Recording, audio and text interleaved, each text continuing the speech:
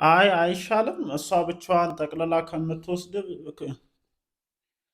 አይሻልም? እሷ ብቻዋን ጠቅልላ ከምትወስድብሽ አንድ ላይ ተስማምታችሁ አንደኛና ሁለተኛ ሚስት ሆናችሁ የምትኖርበትን መንገድ ብትፈልጉ አይሻልም እንዴ? ምንድን ነው እናንተ ሴቶች ግን ምን እንሆን ነው እያላችሁ ያላችሁት? ይሄ ልጅ እንደዚህ ባይጠግብባችሁ፣ ይሄ ልጅ እንደዚህ ባይጨማለቅባችሁ እኮ ነው የሚገርመኝ ማለት ነው። ጭራሽ መተሽ እኔ ችግር የለብኝም ከእሷ ጋሩን ምናምን ከመች ጀምሮ እንዴ? እውነትም አንቺ ራሱ ሌላ ድራማ ጀመርሽ እንዴ ሩታ? እኔ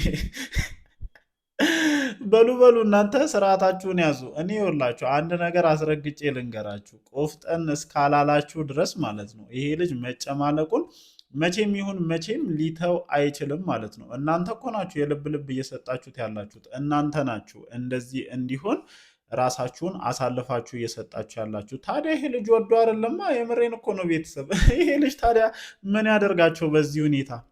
አይ በቃ ከኔ ጋር አትሁን ከእሷ ጋር ሁን ወደዚህ ገለመሌ። ከአንቺ ጋር የማይሆን ከሆነማ ከፍቅር ጋርም ይሁን። አንድ ዓመት ሙሉ ለምን ተናከሳችሁ? ለምን እንደዚህ ሆናችሁ? እኔ እግዚአብሔርን ምንም ሊዋጥልኝ አልቻለምና የማይመስል ሀሳብ ነው። ይኸውላችሁ አንድና አንድ ማለት ነው ነገሮችን የምታስተካክሉበትና ይሄንን ልጅ ከማናችሁም ጋር ይሆን። እኔ በነገራችን ላይ ከማናችሁም ጋር መሆኑ አይደለም ችግሩ ማለት ነው። ከማናችሁም ጋር መሆን ይችላል ግን መታረም መቻል አለበት። ከማንም ጋር ቢሆን ማለት ነው። ነገ አንቺ ወደሽ ፈቅደሽ በቃ ሁኑ ብለሻቸው ሆንሽ አይደለ? በየማታው ሴት ይዞባት ሊመጣ ይችላል፣ በዚህ ባህሪው ከቀጠለ ማለት ነው። ስለዚህ የልብ ልብ አትስጡት። ከማናችሁም ጋር ይሄ ልጅ መሆን የሚችል ከሆነ መጀመሪያ መስተካከል መቻል አለበት። መጀመሪያ መታረም መቻል አለበት።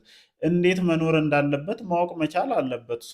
አንቺ የምታለቅሽውን ህይወት ለሄርሜላ እየጋበዝሻት እንደሆነ ነው እንደኔ የማስበው ማለት ነው። ሳይስተካከል ወደ የትኛችሁም የመጣ አብርሃም ሊጠቅማችሁ አይችልም። ይሄንን ነገር በደንብ ልትገነዘቡ ይገባል ማለት ነው። እንዴ ምን አይነት ሙጠምጢም ቢያሰራባችሁ ነው ቤተሰብ? እኔ ግራ ገብቶኛል። ምን አይነት ሙጠምጢም ቢሰራባችሁ ነው የዚህን ያክል እንደዚህ መደንዘዝ? ጭራሽ ትገባበዛላችሁ። እንደኔ ጥሩ ሊሆን የሚችለው እናንተ እዚህ ድረስ ከተጠጋችሁና ከመጣችሁማ ሄርሚም እዛ ቤት ትግባ፣ አብራችሁ መኖር ጀምሩ። በሂደት ደግሞ እኛም አለንበት አብርሽን አሳምነን አንደኛና ሁለተኛ ሚስት ሆናችሁ የምትኖሩበትን መንገድ እናመቻቻለን። ጀለስ ራሱ ጥጋብ ጥጋብ ሲላት የነበረው እቺን አጋጣሚ ፈለግ። እኔ ግራ እየገባኝ ስለሆነ ነው ጋይስ። እና ሁላችሁም በየቀኑ ይዛችሁ የምትመጡት ሀሳብ ስለሚገርመኝ ነው። በቃ እንደዚህ አይነት ነገር የለም። መታረም ካለበት ነገሮች መስመር መያዝ ካለባቸውና ስርዓት መያዝ ካለባቸው በትክክለኛ ሁኔታ ስርዓት ይይዛሉ። በቃ ከማናችሁም ጋር መለየት እኔ አሁንም እያልኳችሁ ነው። ከማናችሁም ጋር ቢሆን ችግር የለብኝም። ሁለታችሁም እንደምትወዱት እንደምታፈቅሩት አውቃለሁኝ። ይሄ ልጅ ግን መታረም አለበት። ሁሌ በሱ ምክንያት እያለቀሳችሁ፣ ሁሌ በሱ ምክንያት እየቆሰላችሁ መቀጠል ከሆነ ቻንሳችሁ ለሄርሜላ ቁስልን እየጋበዝሽ ከሆነ ሄርሜላም ልክ አንቺ የተሰቃየሽውን ስቃይ ነገ ልክ እንዳንቺ አስረግዟት ሆዷ ውስጥ ልጅ አስይዞ እንደፈለገ አሸሼ ገዳሚ ቢል ምንድን ነው እቺ ልጅ? ይሄንን ነገር ነው አሁን ለዚች ልጅ እንትን እያልሽ ያለሽው እና የማይመስል ነገር ነው። በቃ ይሄ ልጅ መታረም አለበት። ይሄ ልጅ እንዲታረም ደግሞ ማለት ነው እናንተ መለመን እናንተ መለማመጣችሁን ቀድማችሁ ማቆም አለባችሁ። እስኪ ኢንጆይ አድርጉ። በቃ ተገላገላችሁ አይደል እንዴ ከዚህ ሰውዬ? እስኪ ኢንጆይ አድርጉ። ፍቅራችሁ እኮ ደስ ይላል። እኔ ከየት የመጣ ፍቅር እንደሆነ ግራ ገብቶኛል እንጂ የእናንተ የሁለታችሁ ጥምረት ጉድ የሚያስብል ነው። ብዙ ሰውም እየተገረመን ያለው ምክንያቱም አንድ ዓመት ሙሉ ስትናከሱ ስለነበራችሁ በአጭር ጊዜ ውስጥ እንደዚህ አይነት ለውጥ ታሳያላችሁ ብዬ እኔም አልጠበቅኩም። አብዛኞቹም ኦዲየንስ ይጠብቃሉ ብዬ አላስብም።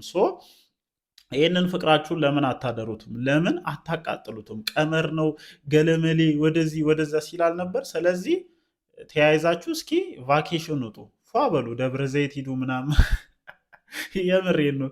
እየተከተላችሁ ፍቅርን ይዞ ሲመጣ ነው እኔ የሚታየኝ። ስለዚህ ወላችሁ ይሄ ልጅ የምርም እንዲታረም የምርም የምትወዱት የምርም እንድታፈቅሩት ካለበት ቆሻሻ መንገድ ካለበት የስህተት መንገድ እንዲመለስላችሁ የምትፈልጉ ከሆነ ማድረግ ያለባችሁ ብቸኛ ነገር ይሄ ነው። በቃ የእሱን ተመሳሳይ ነገር ማድረግ፣ ልክ እሱ እንደሚጠላችሁ እናንተም መጥላት፣ ልክ እሱ ከእናንተ ጋር መሆን እንደማይፈልግ ሁሉ እናንተም ከእሱ ጋር አለመሆናችሁን በደንብ አሳዩት። አይ ብላችሁ እግሩ ስር እየሄዳችሁ እንደዚህ የምትለማመጡት ከሆነ ማለት ነው ከንግግሩ ጀምሮ ሁሉ ነገሩን እየቀየራችሁት ነው። እግዚአብሔር ይመስገን እንደሁን የፀጉር ስታይሉንም መልሶታል። ይሁን ግን ሁሉ ነገሩን እየቀየራችሁ ያላችሁት እናንተ ናችሁ። ምንም እንዳልሆነ ከሱ ውጪ ህይወት እንዳለ ከሱ ውጪ መኖር እንደምትችሉ እስካላሳያችሁ ድረስ አብርሽ እናንተ ላይ ያለውን ጥጋብ በፍጹም ሊያበርድ አይችልም። ይሄንን ነገር አስረግጣችሁ እንድትሰሙኝ ይፈልጋሉ። ጭራሽ ትገባበዙልኛላችሁ። አይ ግን እንደዚህ የዚህን ያክል ርቀት ከመጣችሁ እኛ የሚደረገውን አድርገን በቃ አባቴ ወደ ቤት ግባ።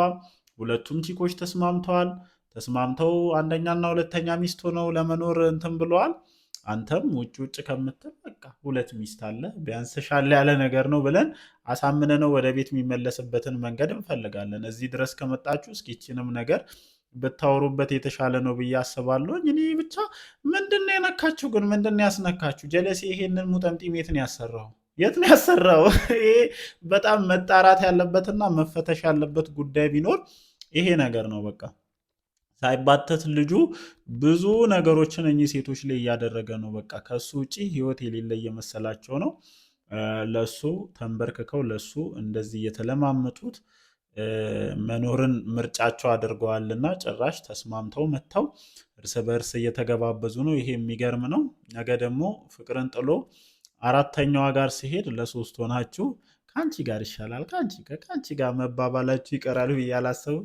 ለማንኛውም ሀሳቧን ያው ሞር ተረድቻታለሁኝ።